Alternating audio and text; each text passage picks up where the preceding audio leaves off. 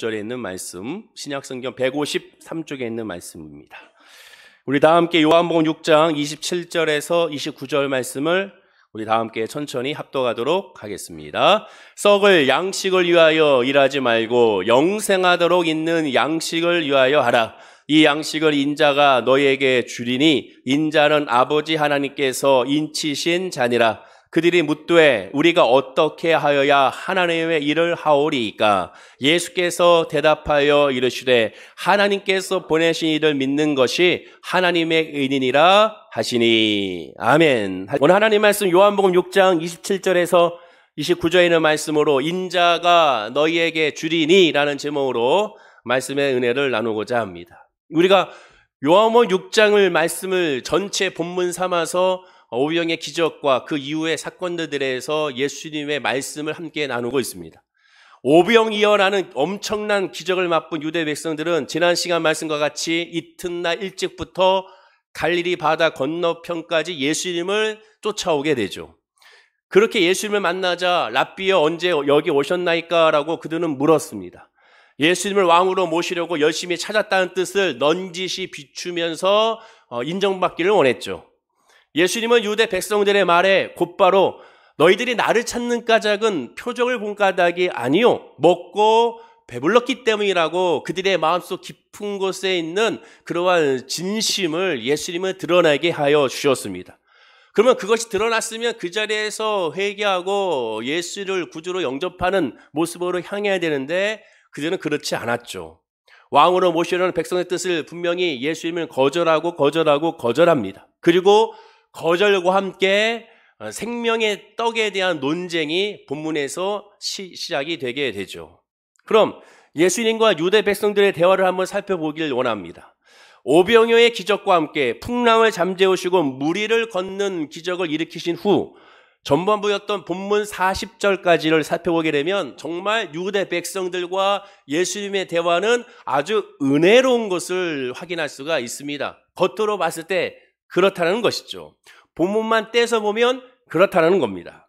4번에 걸쳐서 유대 백성들은 예수님께 질문합니다. 첫 번째 질문이 본문 25절에 바다 건너편에서 만나 랍비여 언제 여기 오셨나이까? 라고 질문하게 되죠. 지난 시간의 말씀과 같이 그만큼 열심히 예수님을 찾았다라는 자신들의 이 열정을 인정해달라는 모습을 우리가 이 질문을 통하여 확인할 수가 있게 되죠.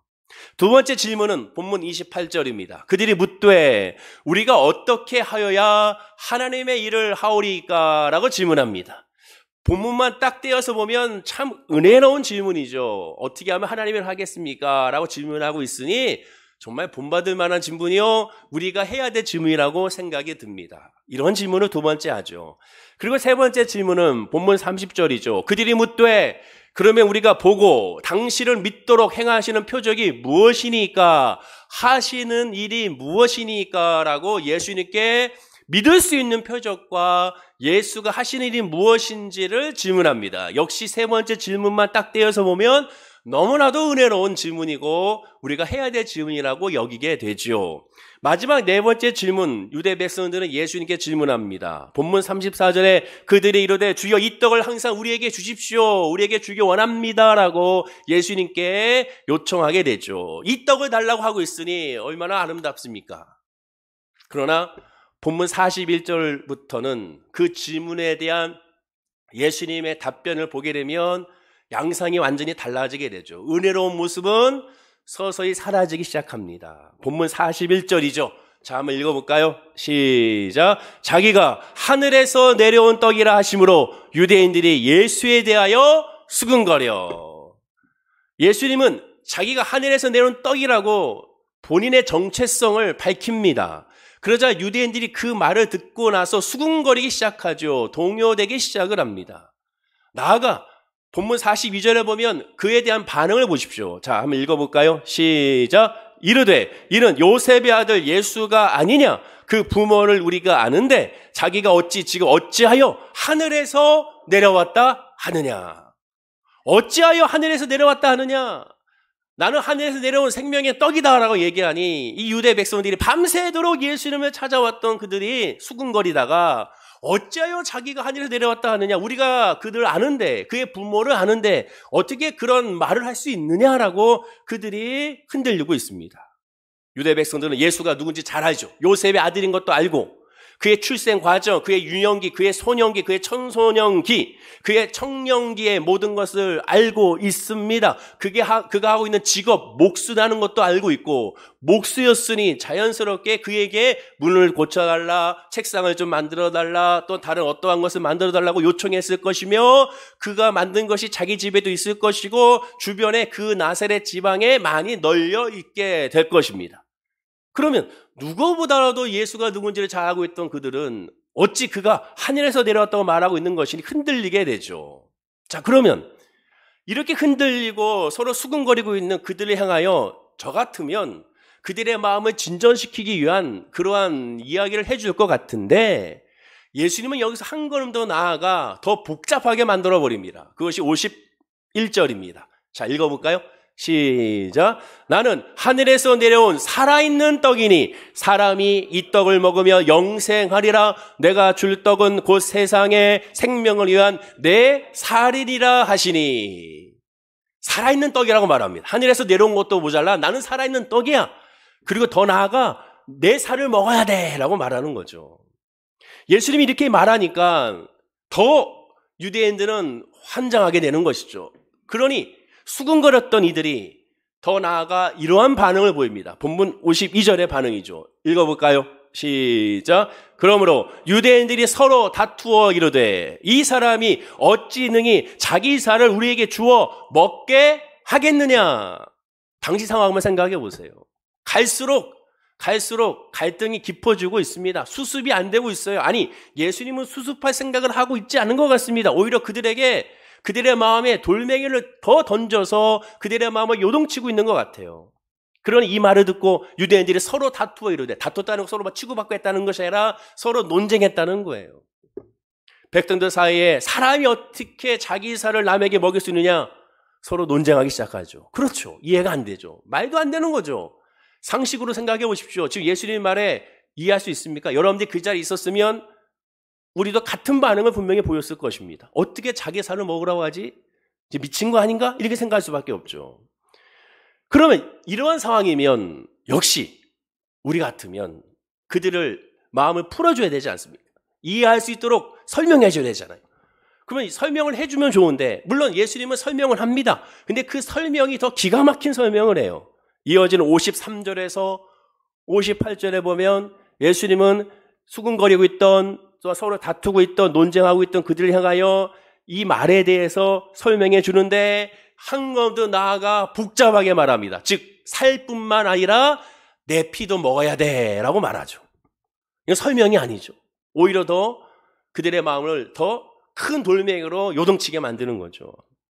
그러자 본문 60절입니다. 자, 읽어보겠습니다. 시작. 제자 중 여럿이 듣고 말하되 이 말씀은 어렵도다. 누가 들을 수 있느냐 한데.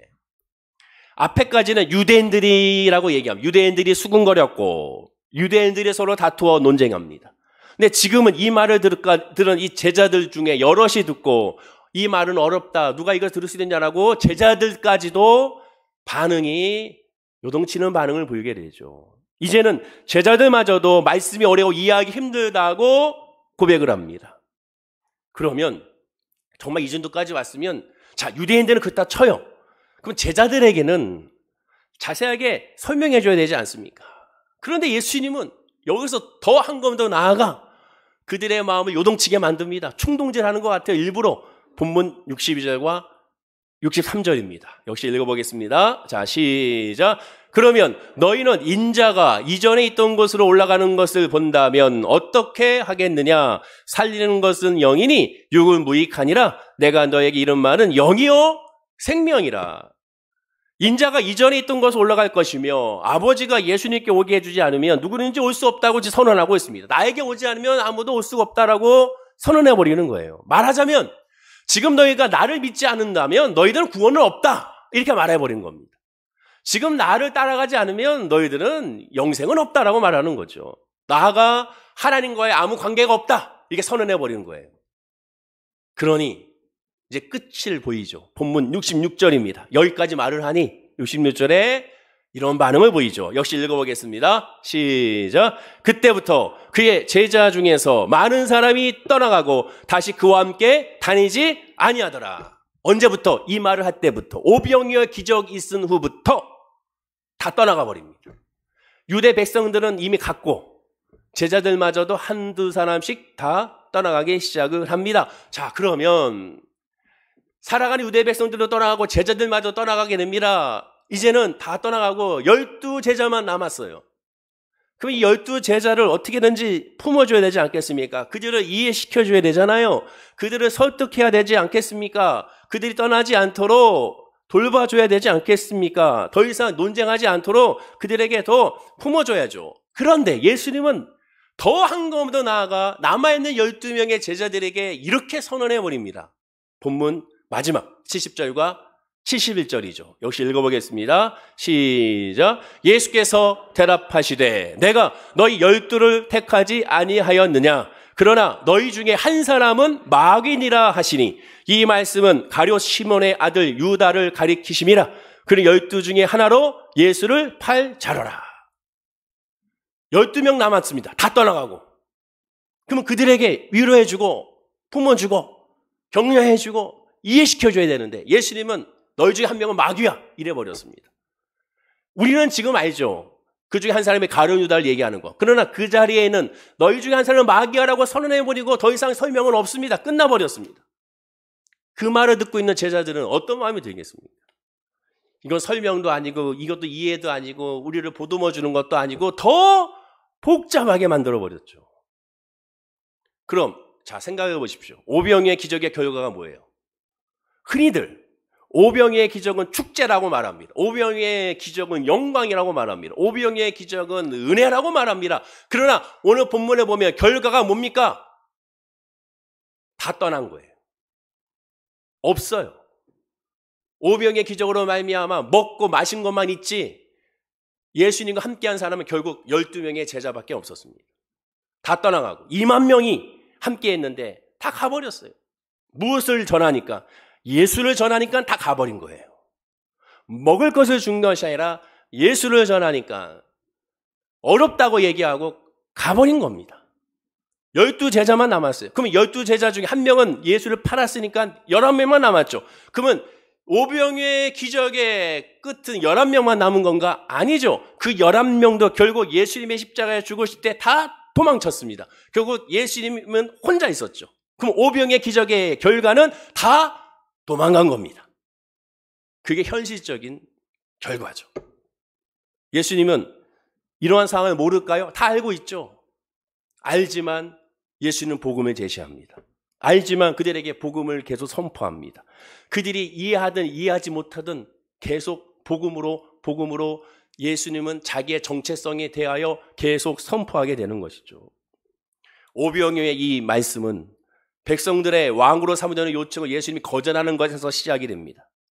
그러다가 예수님의 가르침에 대한 백성들의 반응이 갈수록 부정적인 반응을 보이고 그리고 결국에는 다 떠나고 제자만 남은 것으로 마무리 짓게 되는 것을 보게 되는 것이죠. 왜 그럼 예수님이 이렇게 하셨을까? 그 이유는 오직 하나입니다. 예수님이 오신 목적은 빵을 주게 한 것이 아니라 구원을 위하여 오신 것이죠. 예수님이 이 땅에 오신 것은 즉 우리가 이 시간 주일 3부 예배 드리는 목적은 빵 때문에 예배 드리는 것이 아니라 구원으로 말미암아 은혜 때문에 예배 드리는 거예요. 우리가 이 시간 예배 드리는 목적은 기도하는 목적은 삶의 은혜가 먼저가 아니라 영혼을 잘 되는 것이 먼저기 때문에 그렇습니다. 하나님이 먼저지 삶이 먼저가 아닙니다. 삶으로 말미암아 하나님을 만나는 것은 잠시는 은혜인지 몰라도 결국 세상으로 흘러갈 수밖에 없습니다. 하나님을 만난 자는 하나님의 만남으로 말미암아 삶에서 빛과 소금의 역할을 감당하게 되는 것이죠. 그러므로 오병이의 기적의 생명했던 논쟁에서 가장 주목할 사항은 두 가지입니다. 크게 두 가지. 이 두 가지는 예수님이 말씀했을 때 그들이 이해하지 못했던 두 가지죠. 그럼 오늘 말씀을 통하여 이 두 가지가 지금 나에게 믿음으로 확신으로 아멘하고 있는지를 스스로 한번 점검해 봐야 되는 겁니다. 자, 그럼 첫째, 그것이 뭘까요?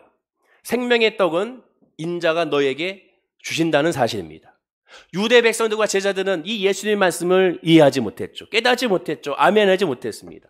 그럼 여러분들은 어떻습니까? 생명의 떡은 인자가 나에게 주신다.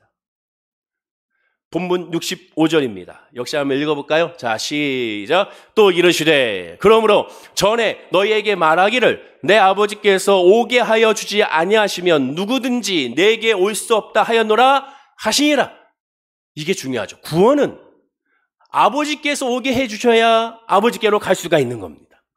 구원은 하나님이 주시는 거지 내가 쟁취하고 내가 결단하고 내가 노력하여 내가 열심으로 얻는 것이 아닙니다. 예수님은 아버지께서 오지 하지 않으면 올 수 없다는 사실을 본문 65절에서 한 번만 한 것이 아니라 그 앞에서도 계속 설명합니다. 본문 39절 나를 보내신 이의 뜻은 내게 주신 자 중에 내가 하나도 잃어버리지 아니하고 마지막 날에 다시 살리는 것이다. 즉 구원을 강조하죠. 동시에 44절에 나를 보내신 아버지께서 이끌지 아니하면 아무도 내게 올 수 없다. 이 주일 3부 예배 여러분이 결단해서 온 것이 아닙니다. 여러분의 가족이 같이 가자 해가지고 와서 내가 결단하고 온 게 아니에요. 그래 보이지만 하나님의 은혜로 말미암아 성령의 은혜로 우리가 이 시간에 예배하고 기도하고 찬양하고 기쁨받고 헌신하고 하나님께 예물 드리며 하나님 앞에 이 자리에 있을 수가 있는 겁니다. 호흡하는 이 시간에 이 자리에 있는 거는 다 처음부터 끝까지 하나님의 은혜라는 것이죠. 내 자랑이 아닙니다. 모두 합쳐 3번이나 강조합니다. 다 주님이 허락하셔야 가능하다. 따라서 예수님이 정작 가르치고 오병이어의 기적을 통해 가르치고 싶었던 내용은 생명의 떡은 하나님이 주셔야 가능하다는 거예요. 자, 오병이어는 누가 줬습니까? 예수님이 주신 거잖아요. 예수님이 주셨다는 사실에 예수의 목적을 둬야죠. 예수님께 초점을 가져야죠. 그 떡에만 집중하면 안 되는 것이죠. 그러면 자연스럽게 예수님께로 향해야 됩니다. 구원 얻는 믿음이 무엇이고 어떻게 그 믿음을 가질 수 있는지 오병의 기적을 통해 그들에게 가르치셨던 거예요. 하지만 생각해 보십시오. 엄청난 오병이어의 기적을 체험하고 그에 대한 설명을 자세히 다 듣고도 아무도 믿지 못하여 떠나버렸습니다. 그 기적을 봤는데도 떠나버려요. 그 놀라운 기적을 봤는데도 예수를 믿지 않고 가버립니다. 이게 인간의 모습이에요. 하나님 내게 이번에 응답해 주면 내가 믿을게요. 거짓말입니다. 이 질병 내가 치료해 받으면 나 열심히 예수를 섬기겠어요. 거짓말이에요. 내가 섬기는 것이 아닙니다. 그를 통하여 예수를 만나고 성령 받아야 가능하죠.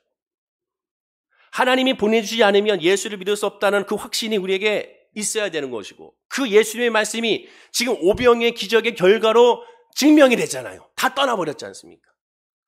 본문 27절에 제가 다시 읽어드리면 예수님은 그들에게 이렇게 설명합니다. 썩을 양식을 위하여 일하지 말고 영생하도록 있는 양식을 위하여 하라. 이 양식은 인자가 너에게 주리니 인자는 아버지 하나님께서 인치신 자니라라고 말씀합니다. 구원을 얻는 믿음에 대하여 예수님은 가장 먼저 썩을 양식을 위하여 일하지 말라라고 먼저 말씀하고 영생할 수 있는 양식을 위하여 일하라고 가르쳐요. 그럼 이에 대해서 백성들이 이 말씀을 듣고 아까 본문 28절에 이렇게 질문합니다. 그들이 묻되 우리가 어떻게 하여야 하나님의 일을 하오리까? 라고 질문합니다. 그러면 이 질문을 받은 예수님의 그 마음은 굉장히 답답했을 거예요. 왜냐? 질문의 의도를 지금 유대 백성들이 파악하지 못한 거예요. 어떻게 해야 하나님 일을 할 수 있습니까? 겉으로 보면 정말 은혜로운 질문인 것 같지만 아닙니다. 주님이 봤을 때는 너무 답답한 질문이에요. 이 질문이 얼마나 영적으로 무지하고 예수가 누군지를 알지 못하고 여전히 기적을 바라보는 것이 표정만 바라보는 것이지 그것을 준 이가 누군지에 대해서는 관심이 없는 것을 그대로 드러낸 질문이 이 질문입니다. 흔히들 질문을 들어보면 그 사람의 수준을 알 수 있다고 하죠. 학교에서 공부할 때 선생님들이 학생 질문해봐 그러면 질문을 들으면 얘가 어느 정도 이 공부를 따라가고 있고 이해하고 있는지를 알 수가 있죠. 마찬가지로 유대인들이 지금 이 질문을 통하여 그 수준을 알 수가 있습니다. 자, 보십시오. 예수님의 대답의 전반부만 들은 거예요. 전반부만 듣고 이해한 겁니다. 이 부분, 썩을 양식을 위하여 일하지 말고 영생하도록 있는 양식을 위하여 하라. 여기만 집중한 거예요. 양식을 얻는 거. 양식을 얻기 위해서 일하는 거. 여기에만 집중한 거예요. 여기에만 꽂힌 거죠. 그 다음의 말씀. 이 양식은 인자가 너에게 주리니 인자는 아버지 하나님께서 인치신 자니라 라고 말합니다. 영생하는 이 양식을 위하여 일을 해 라고 말했는데, 그러면서 그 양식은 누가 준다고 했습니까? 인자가 준다고 말했어요. 예수님의 가르침을 깨닫지 못한 겁니다. 자, 다시 본문 20절을 전체로 한번 읽어보겠습니다. 다시 한번 읽어볼까요? 자, 시작. 썩을 양식을 위하여 일하지 말고 영생하도록 있는 양식을 위하여 하라. 이 양식은 인자가 너에게 주리니 인자는 아버지 하나님께서 인치신 자니라. 요새 갑자기 문해력에 대한 문제가 나오고 있는데, 오늘 본문 말씀도 잘 봐야 되는 것이죠. 앞에 문맥을 봐야죠. 이 한 절의 문맥을 봐야죠. 분명히 썩을 양식과 일하지 말라고 하시면서 영생할 양식은 아버지 하나님이 인으신 자가 준다고 말씀하고 있습니다. 그러면 뭘 질문해야 됩니까? 하나님의 이름이 뭡니까가 질문이 아니라 그 양식을 주는 이가 누굽니까를 질문해야죠. 그렇게 질문해야죠. 근데 이들은 어떻게 하나님 일을 합니까만 질문합니다. 왜? 당시 유대인들은 율법으로 지켜야 구원받는다고 생각했기 때문에, 내가 뭔가 해야 구원받는다고 생각했습니다. 내가 뭔가 노력을 해야 하나님의 구원의 은혜 안에 들어간다고 생각했어요. 예수님은 그것이 아니라는 거죠. 율법은 우리가 구원을 얻기 위한 방법이 아니라, 율법은 우리가 구원을 받지 못한다는 것을 깨닫게 하는 그런 거울이라고 말하죠. 율법을 지킬 수 있느냐? 지킬 수 없다. 그럼 뭘 해야 되느냐? 하나님의 은혜를 바라봐라. 율법을 통하여 너가 죄인임을 깨달아라. 율법을 통하여 나는 다 지켜. 나는 의인이야가 아니라 율법을 통하여 너는 안 돼. 그러니 하나님을 의지해. 율법을 통하여 너는 안 돼. 그러니 예수를 바라봐. 그것이 하나님의 말씀인 것이죠. 그런데 율법을 통하여 어떻게 613가지를 내가 철저하게 다 지킬 수 있다? 어느 누구도 그럴 수가 없는 것이죠. 어느 인간도 그럴 수 없습니다. 예수님은 마음속에 이미 그 죄가 있다고 말하고, 마음속에 음욕을 생각하는 자도 이미 가늠한 것이라고 말씀하고 있죠. 어느 누구도 예수 앞에, 하나님 말씀 앞에, 하나님 앞에 의인은 없습니다. 의인은 없나니 하나도 없죠. 그러면 예수님의 말씀을 듣고, 그러면 인자가 누굽니까? 어떻게 하면 그 인자를 만날 수 있습니까? 라고 질문했어야죠. 그러나 이 사람들은 하나님의 일을 하려면 어떻게 해야 되는지부터 물어봅니다. 그들의 마음속에 여전히 영생을 얻으려면 뭔가 일을 해야 한다고 생각한 거예요. 자, 그러니까 답답하니까 예수님이 그들의 질문에 이렇게 답을 하는 거예요. 그러니까 이런 답이 나온 겁니다. 자, 예수님의 답을 보십시오. 본문 29절입니다. 읽어볼까요? 자, 시작. 예수께서 대답하여 이르시되 하나님께서 보내신 이를 믿는 것이 하나님의 인이니라. 정확하게 말씀하죠. 너희들 질문이 잘못됐어. 잘못된 질문에 예수님은 정답을 그들에게 말씀해 줍니다. 이 질문에 써야지. 그리고 답은 이거야. 하나님의 보내신 이 예수를 믿는 거, 나를 믿는 게 하나님의 일이고, 나를 믿어야 영생을 얻는다고 말씀하는 거죠. 본문 27절에 이미 예수님은 이 양식은 인자가 너에게 주리니 인자는 하나님 아버지께 인치신 자이라고 분명히 설명하고 있습니다.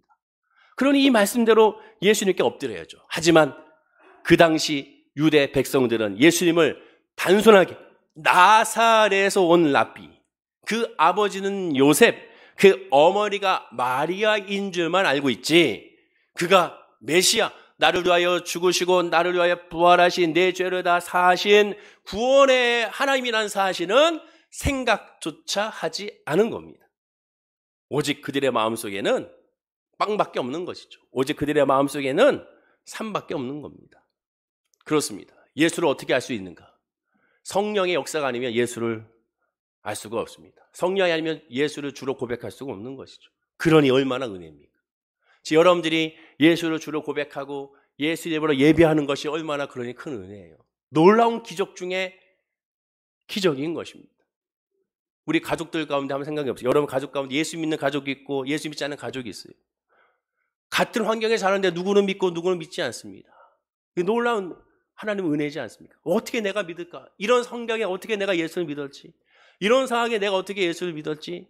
이게 기적이고 이것이 놀라운 것이고, 또한 이러한 기적을 하나님 내 사랑하는 가족에게 부어달라고, 내 형제에게, 내 자녀에게, 내 부모님에게 있게 해달라고 우리는 더 그래서 간절히 기도해야 되는 것이죠. 성령이 역사해달라고. 두 번째, 인자가 너에게 주시는 것을 믿는 것이 인자를 아는 것이라고 말합니다. 그들은 유대 백성들은 다 예수가 누군지를 알고 있다고 말합니다. 그러나 모르는 거였죠. 너무나 당연하게 들릴지 모르지만 구원을 얻는 믿음이란 예수님을 믿어야 됩니다. 예수를 믿어야 구원을 받죠. 예수 그리스도로 말미암아 구원 얻는 것은 진리입니다. 아주 간단하고 쉽습니다. 그러나 동시에 복잡하고 어렵습니다. 왜냐? 믿음은 하나님의 역사가 아니면 믿어지지 않기 때문에. 그래서 예수 그리스도를 믿는 믿음에는 두 가지의 믿음이 있습니다. 첫 번째 믿음은 예수님이 하나님의 아들이라고 믿는 믿음이 있습니다. 예수님의 정체성을 믿는 것. 예수는 그리스도로 믿는 것. 두 번째 믿음은 예수님이 행하신 일들과 그 의미를 믿는 예수님의 표적을 보고 믿는 믿음이 있습니다. 같은 것 같으나 완전히 다르죠. 같은 믿음인 것 같으나 완전히 다른 믿음입니다. 말하자면 예수님의 정체성을 보고 믿는 믿음은, 하나님을 믿는 믿음은 성령의 믿음, 영적인 믿음입니다. 예수님의 표정을 보고 믿는 교리적인 믿음, 이성적인 믿음인 것이죠. 즉 쉽게 얘기하면 주님이 주셨기 때문에 믿는 겁니다. 해 주셨기 때문에 믿는 거예요. 그러나 영적인 믿음은 해 주든 그것이 이루어지지 않든 상관없이 그저 예수, 하나님이기 때문에 믿는 겁니다. 내 사랑하는 어머니 아버지가 부자기 때문에 어머니 아버지가 아니잖아요. 가난하기 때문에 어머니 아버지가 아니라고 말할 수 없잖아요. 그냥 어머니 아버지니까 어머니 아버지라고 말하는 거죠. 어떤 일을 믿으려면 세상은 뭐라고 얘기합니까? 그 사람 믿기 위해서는 그 사람 온전히 알아가야 한다고 말하죠. 첫눈에 반한다는 얘기가 있습니다. 첫눈에 반해서 만난 지 한 달 만에, 만난 지 석 달 만에 결혼한다는 사람이 있습니다. 얼마나 좋으면 그렇게 하겠습니까? 그러나 어르신들은 말하죠. 아니야. 최소한 1년은 만나봐야 돼. 봄, 여름, 가을, 겨울 동안 여러 가지 많은 일들을 겪어보면서 서로 간에 그 일들에 대해서 어떻게 생각하고 어떻게 풀어가는지를 봐야 되는 거야. 즉 그렇게 했을 때, 알아갔을 때 진정한 믿음이 싹 트는 거야 라고도 많이 이야기하죠. 즉 세상은 겪어보고 알아갔을 때 믿음이 생긴다고 말합니다. 그럼 예수님을 믿는 것도 예수님을 온전히 알아가다 보면 믿음이 생길까요? 성경을 열심히 보면서 예수가 누군지를 알아가다 보면 믿음이 생길까요? 하나님이 어떤 분인지 구약 성경을 통하여 하나님을 열심히 연구하다 보면 믿음이 생길까요? 네, 그럴 수 있습니다. 그러나 완전하지는 않죠. 완전하지 않습니다. 예수님을 믿어야 예수님을 알 수가 있는 거예요. 알기 때문에 믿어지는 것이 아니라 믿기 때문에 알아지는 겁니다. 창세기 1장 1절은 태초에 하나님이 천지를 창조하시니라 선언합니다. 제가 너무 좋아하는 말씀이죠. 왜? 창세기 1장 1절부터 하나님은 선언합니다. 하나님은 창조주 하나님이라는 것을 믿으라는 거죠. 거기서부터 출발하는 거예요. 거기서 아멘하지 못하면 2절, 3절이 나아갈 수가 없습니다. 창조주 하나님을 믿지 않으면 신약이, 예수가 믿어지지 않는 거예요. 이미 그 존재 자체를 믿으라는 거죠. 믿음에서 출발하는 것이 바로 예수의 믿음입니다. 즉 믿어야 그 믿을 때 하나님이 어떤 분인지를 성경 말씀이 이해가 되고 깨닫게 되고 아멘하게 되는 거예요. 내 머릿속 이성으로는 도저히 믿어지지 않는데 믿어지기 시작합니다. 도저히 감사가 안 나오는데 감사가 나와요. 도저히 평안하지 않는데 내 평안의 말로써 고백하게 되는 거예요. 왜? 믿어지기 때문에 그렇습니다. 예수님을 아는 것과 예수님에 관해 아는 것은 그래서 또한 다르게 되는 거예요. 제가 자주 쉽게 설명하는 비유로 이런 비유를 듭니다. 연예인 비유를 들어요. 사진을 보면 유재석이 나옵니다. 누구나 다 아는 사람이죠. 이 자리에 계신 분 중에 이 사람 누굽니까? 보는 모른다고 누구야? 라고 하는 사람이 한 명도 없을 것입니다. 재밌는 것은 지난주에 중앙일보 이보람 기자의 기사를 보니까 유재석이 올 상반기에만 여러분 얼마 벌었는지 아십니까? 올 상반기에만 번 돈이 공식적으로 본 거죠. 기자회 통해서 공식적으로 올 상반기에만 77억 5,500만 원을 벌었대요. 그거 봐요. 나 2부 때도 하나도 안 놀랬는데 3부 때도 역시 안 놀래. 우리 성도님들은 뭐 77억 정도야 뭐 그냥 다 통장에 계시니까 이 정도야 뭐 상반기 아유 뭐 나는 한 달이면 다 벌어. 광고 모델료만 63억. 이 상반기에만 63억 해서 77억 5,500만 원을 벌었다. 와 대단하지 않습니까?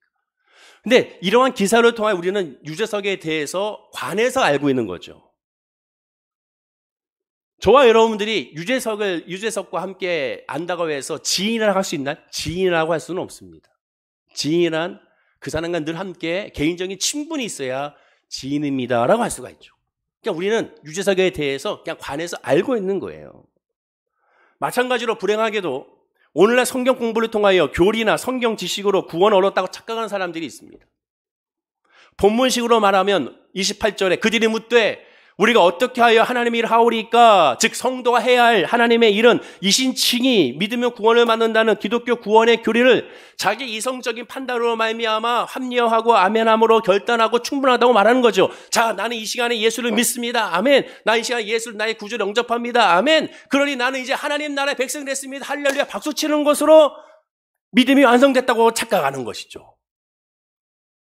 그거는 예수에 관해서 아는 거지 예수님을 나의 지인으로 아는 것은 아닙니다.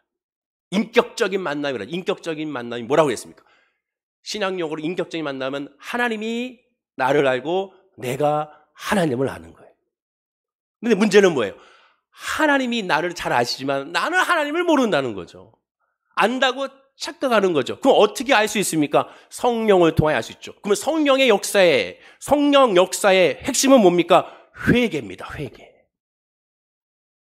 예수를 만나고 회개가 나는 잘못이 없습니다. 내가 뭘 회개합니까? 근데 회개하라고 하니까 뭘 회개합니까? 내가 부모님에게 거짓말한 거 회개합니다. 내가 물질을 이렇게 얼마 정도 내가 좀 이렇게 한 걸 회개합니다. 그건 회개가 아닙니다. 회개는 뭐예요?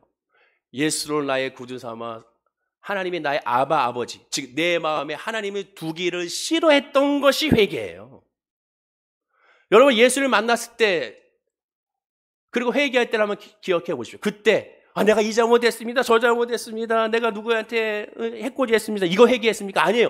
하나님으로 말미암아 그냥 눈물과 콧물이 나오고 그여 하나님 앞에 자복하게 됩니다. 하나님 내가 하나님을 알지 못했어.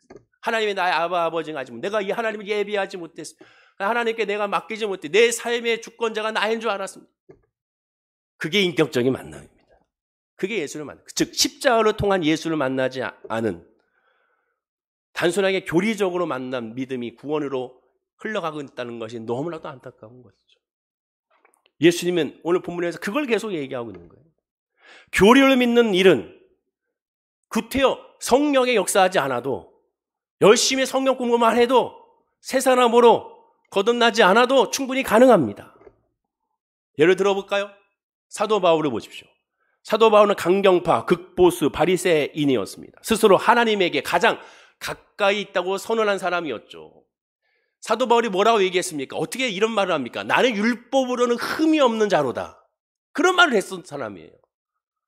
그 정도로 나는 하나님에게 가까이 있고 심지어 하나님의 일을 잘한다고 생각했어요. 그 하나님의 일이 뭐라고 생각합니까? 예수 믿는 예수당을 잡아 죽이고 예수 믿는 사람들의 모임을 해체시키는 거였죠. 그래서 사도 바울이 열심히 해서 스데반 집사를 죽이는데 제일 먼저 앞장섰던 사람이 바로 이 사도 바울이었습니다.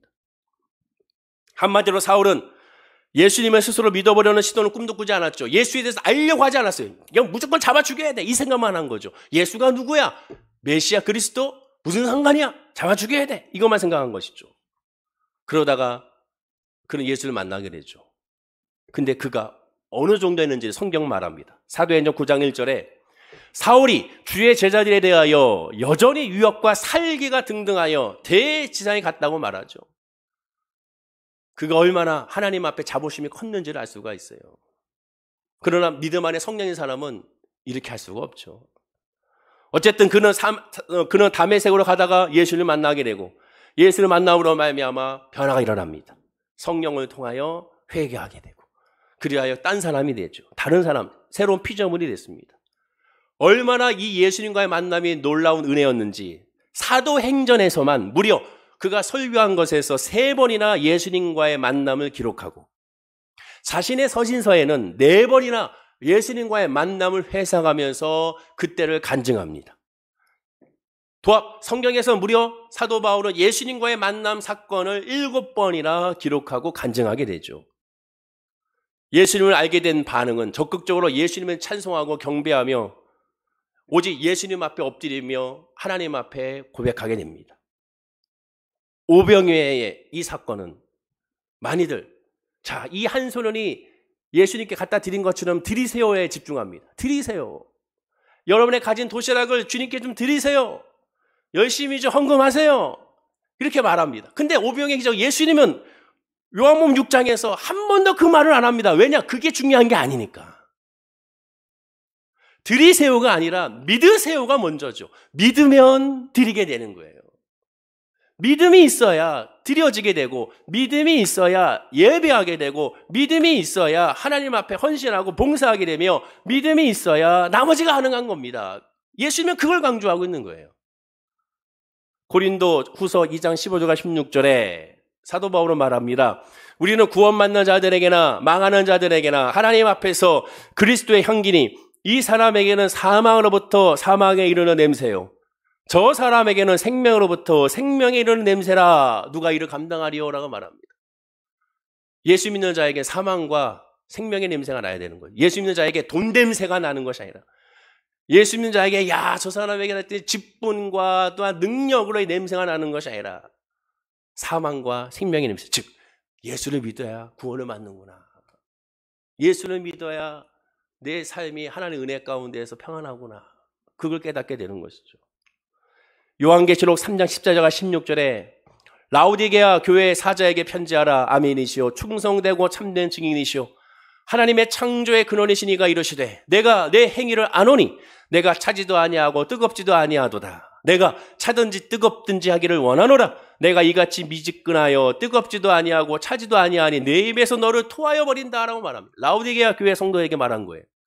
너희는 미지근하다. 차든지 뜨겁지 않아라고 말하죠. 즉 믿음에 확신한 이스라엘은 겁니다. 이성적으로, 교리적으로, 습관적으로 믿는 것이 아니라 십자가로 믿으라는 거죠. 성령으로 믿으라는 거죠. 그렇지 않으면 내 입에서 너를 토하여 버린다. 구원이 없다라는 거예요. 교회 다니는데 그 구원이 없는 거예요. 예배 드리는데 구원이 없는 겁니다. 굉장히 무서운 말씀이죠. 왜? 예수님과의 인격적인 만남, 하나님의 나를 알고 내가 하나님을 알아야 되는데 그 교제가 없기 때문에 그렇습니다. 예수님을 진짜로 만나는 사람은 변화가 일어납니다. 그렇다고 해서 갑자기 나쁜 사람이 착해지는 게 아니에요. 하나님의 믿음으로 말미암아 그 행위가 하나님께로 흘러가게 되는 거죠. 점점점 주님이 원하시는 방향으로 흘러가면 여전히 부족하고 여전히 욕심 많고 여전히 예전의 모습 남아있지만 달라진 것은 이젠 회개를 할 줄 알게 되죠. 하나님 앞에 엎드릴 줄 알게 되죠. 그러니 더 주님을 찾게 되는 거예요. 예수님은 낙심하지 말고 항상 기도하고 깨어서 하나님을 바라보라는 비유의 말씀으로 무시하는 재판장 이야기로 그 말씀을 전하셨습니다. 그때 예수님은 이렇게 마무리 지어요. 누가복음 18장 8절입니다. 역시 읽어볼까요? 자, 시작. 내가 너희에게 이르노니 속히 그 원한을 풀어주리리라. 그러나 인자가 올 때 세상에서 믿음을 보겠느냐 하시니라. 여기서 뭐라고 말합니까? 인자가 올 때 세상에서 믿음을 보겠느냐라고 말합니다. 인자가 올 때 세상에서 나를 알겠느냐가 아니에요. 예수를 안다는 사람 많습니다. 나는 믿음 안에 거한다는 사람 많아요. 난 성령 안에 거한다는 사람 많아요. 근데 진짜 중요한 건 뭡니까? 정말 예수를 믿느냐가 중요해요. 정말 성령 안에 거하느냐가 중요한 것이죠. 오병의 기적을 통해 예수님은 그걸 강조하고 있는 거예요. 예수가 누군지를 깨달아라. 예수가 아니면 안 된다. 그걸 깨달아라는 거죠. 요한복음 13장에 보면 우리가 너무 잘 아는 세족식이 나와요. 세족식. 오병이어와 기적과 함께 세족식도 많이 왜곡이 됐습니다. 오병이어 기적은 드려요를 강조하는 것으로 왜곡이 됐다면 세족식은 서로 섬기세요로 강조합니다. 여러분 요한복음 13장의 세족식을 가만히 한번 다시 한번 읽어보시기 바라요. 그러면 예수님이 강조하는 것이 어딘지를 분명히 밝혀집니다.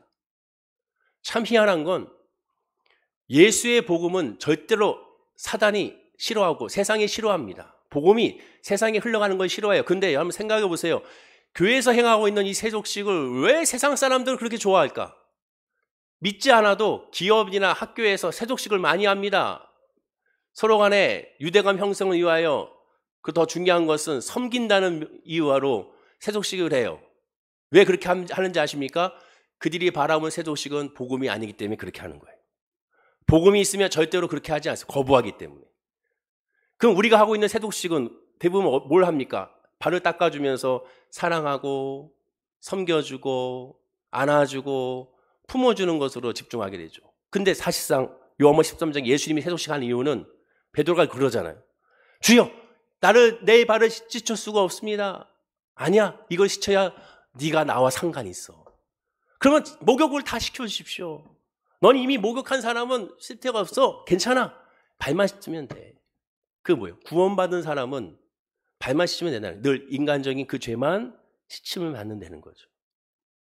예수님은 그 세족식을 통하여 너희도 서로 이렇게 하라고 얘기함. 즉 서로 뭐하라는 게 용서해 주라는 거예요. 용서해 주라. 섬기라는 것이 아니라 용서해 주라는 거예요. 용서해 주라. 예수님이 너를 용서한 것처럼 너도 용서해 주라는 의미입니다.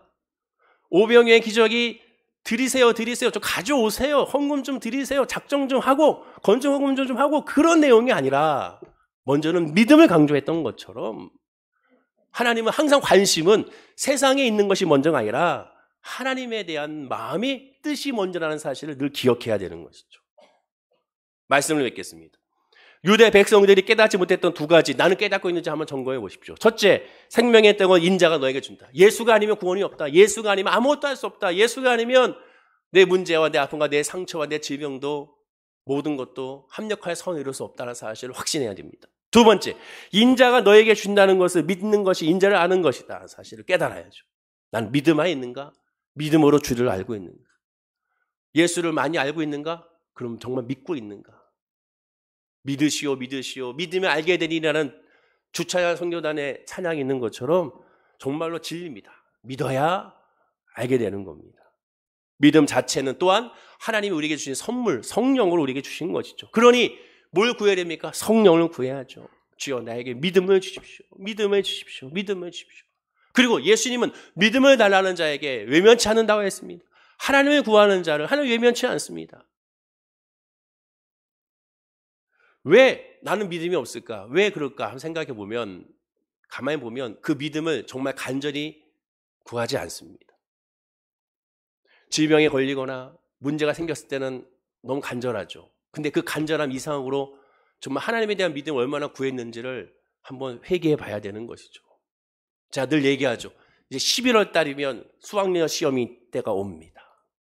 올해도 어김없이 수학여 시험을 보는 그날, 많은 교회에서 하루 종일 아이들 시험 볼 때마다 같이 붙잡고 기도할 겁니다. 근데 너무 슬픈 건 그날 기도하는 내용이 다 뭡니까? 우리 아이 몇 점 맞게 해주시고 우리 아이 어디 대학 가게 해주시고 라고 기도를 많이 하죠. 하루 종일 1교시 시작되면 또 그 기도 1교시 잘 보게 하시고 2교시 잘 보게 하시고 3교시 잘 보게 하시고 4교시 잘 보게 하시고 하루 종일 성적을 위해 기도합니다. 물론 좋습니다.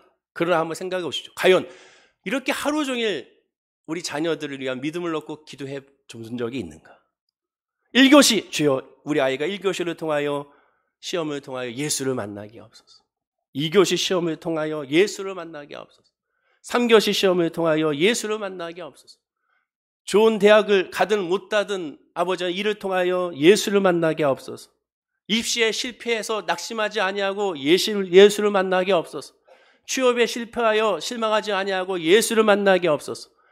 열심히 공부하여 좋은 대학에 들어갔나이다. 거기서 자만하지 않고 예수를 만나게 하옵소서. 좋은 직장에 들어갔나이다. 거기서 자만하지 아니하고 예수를 만나게 하옵소서. 오직 예수밖에 없다는 사실을 고백하는 것이 오병이어의 기적의 핵심인 것입니다. 인자가 아니면 아무것도 할 수가 없습니다. 인자가 주셔야 가능한 겁니다. 그 믿음이 우리 시간에 저와 여러분의 믿음, 또한 그 믿음이 우리 교회의 믿음, 그 믿음이 우리 온 식구의 믿음이 되기를 간절히 축원하고 기도드립니다. 기도하겠습니다. 아버지 하나님, 아는 것이 믿는 것이 아니라 믿는 것이 아는 것입니다. 예수를 믿게 하여 주옵소서. 믿음이 우리에게 임하게 하여 주옵소서. 문제와 아픔과 질병과 어려움을 통하여 예수를 믿게 하여 주옵소서. 예수가 아니면 안 됨을 고백하게 하시고 예수가 아니면 승리할 수 없음을 고백하게 하여 주시고 예수가 아니면 자유할 수 없음을 고백하는 우리 사랑하는 성도님들이 다 되게 하여 주옵소서. 생명의 떡은 인자인 예수님께서 우리에게 주십니다. 은혜는 주님이 주시는 것입니다. 성령은 주님이 주시는 것입니다. 그러니 주님께 구하게 하여 주옵시고 그 성령으로 말미암아 하나님을 알므로 이 세상에서도 넉넉히 이기는 우리 성도님들이 다 될 수 있도록 복을 부어 주시옵소서. 그러나 우리의 마음은 늘 연약합니다. 환경에 노출되어 있고 사람의 소리에 눈에 보이는 것에 소리에 잡히는 것에 영향을 받지 않을 수가 없습니다. 그럴 때마다 흔들릴 때마다 그러니 예수를 바라보고 붙잡게 하여 주시고 주의 말씀으로 붙잡고 힘을 내고 요동치 아니하는 우리 사랑하는 성도님들이 될 수 있도록 은혜를 부어 주시옵소서. 감사드리며 예수님의 이름으로 기도드립니다. 아멘. 우리 말씀